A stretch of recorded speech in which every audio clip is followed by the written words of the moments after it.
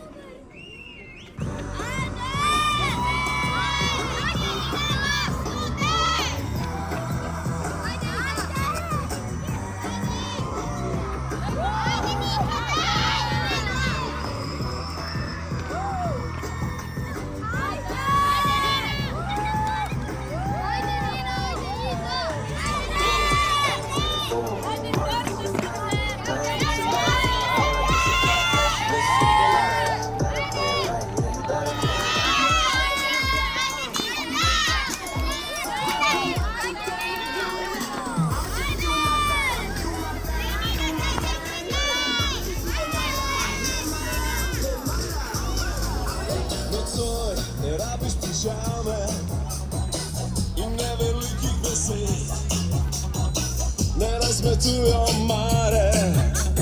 Hej, samo pripravi se.